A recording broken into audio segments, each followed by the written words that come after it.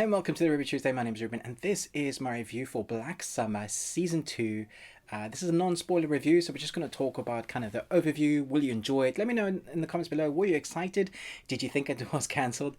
But for now, let's jump into it. In the dark early days of a zombie apocalypse, complete strangers band together to find the strength they need to survive and get back to loved ones. Okay, so the first season had 8 episodes, and the episodes were fairly short actually. They were about 30 minutes apiece. I wasn't a huge fan of the first season, mostly because of the structure of it. It wasn't something I'd seen done like this, and I just felt very disjointed. There weren't that many characters I could really get behind.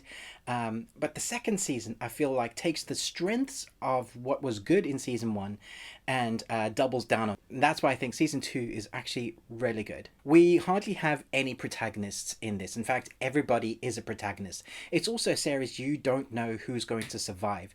At one point you think, oh, we're following this character now, and then that character is just gone. Because it's a zombie series, you don't know who's going to get bitten, who's going to get shot.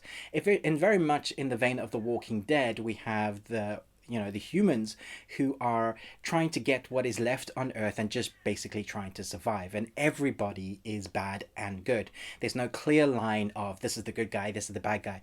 Just you got to do what you got to do to survive. And if that's doing something bad, then that means you're going to do that. And this show very much shows how far we're willing to go to protect the loved ones that we have that are still alive in this show. And so when they do that, sometimes those characters have to do horrific things.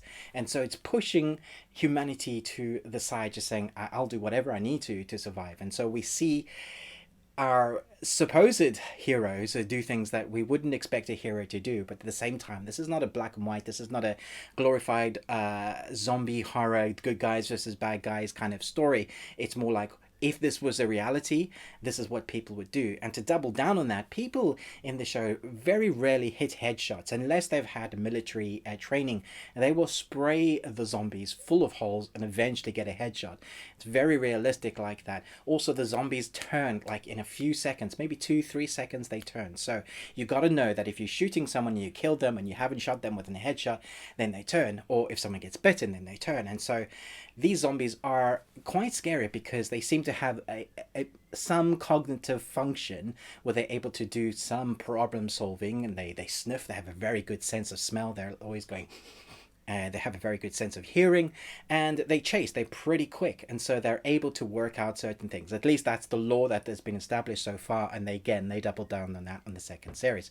We do follow Rose and Anne for the most part, but what happens in this series is they will show us an ending, a place where your characters have gotten to, and then it will do these kind of blackouts, and it'll give us a name of the chapter of the episode that we're watching, and it'll break it up into different segments, and then we get to see the paths of everybody else involved in that storyline, and whoever survived at the end of the story then can continue.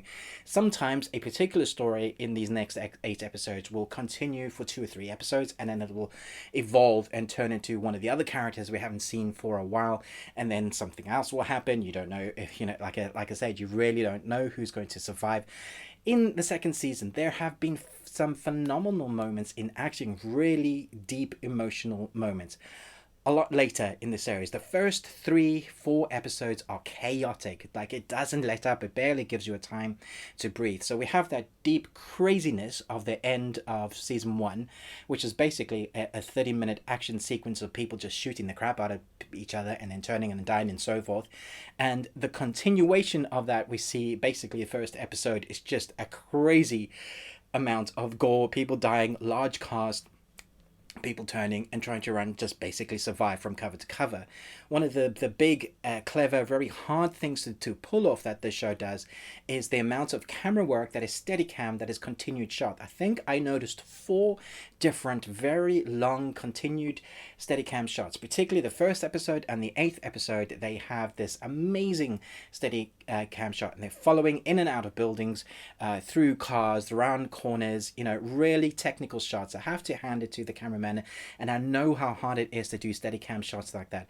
I once worked on a feature film which was just an 8-minute Steadicam shot, and we practiced for 2 weeks to get the one shot right. And imagine the amount of practice and skill went into just these 4 shots. And I have to say, technically, they're very good at what they're showing. There's a mix of really close, of far, of wide, of very artistic shots. They really kind of go for it in this season. And it's all very wide contrast because this is winter, and so everything is snow ridden, full of snow, and then you have the contrast of blood and people's clothes.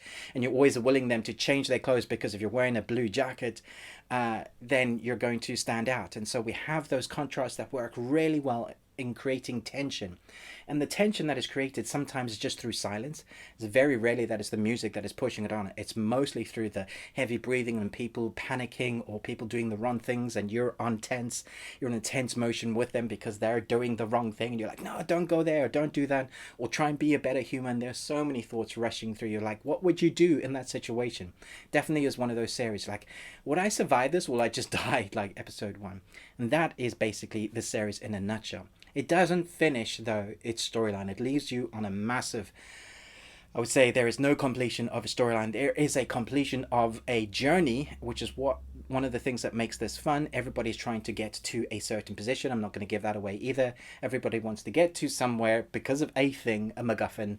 And that thing is the driving, I guess, force behind this series. And those people, some people will end up there, and then that is what you have for this series.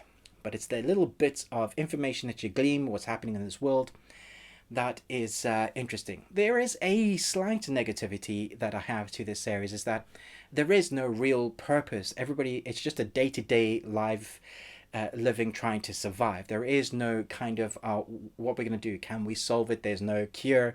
There's no way to. There's no sort of safe haven. There is this thing that might be safe, but nobody really cares. And so it's a very realistic, almost docu type in that kind of storytelling mode. But I would say that I would have liked something in that vein. Maybe we'll get that in season 3, just like a way, perhaps a light at the end of the tunnel, because this is very unforgiving.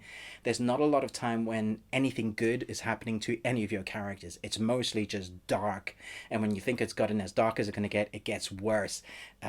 Very well acted in moments, very well paced, I thought, and the breakup of certain episodes when it goes to another character, maybe that is the time when it gives you a moment to breathe. But until then, you're like, oh my gosh, what are they going to do? Who's going to survive? And I don't know who to root for, because the person I thought was going to survive dies, or that person that I thought was totally going to die lives. And so it plays with your mind.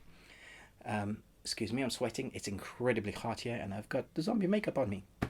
So I'm going to give this an A. I thought it was fantastic. Let me know in the comments below what you thought. Are you hoping for a season 3? It's been a while, so I actually thought this series was cancelled. But I'm happy to say this, for me, was better than the first season. I loved what they did with it. Very intense, very great character building moments in the darkest way. Chat to me in the comments below. But thanks so much for watching this. Until next time, remember, live long and Tuesday.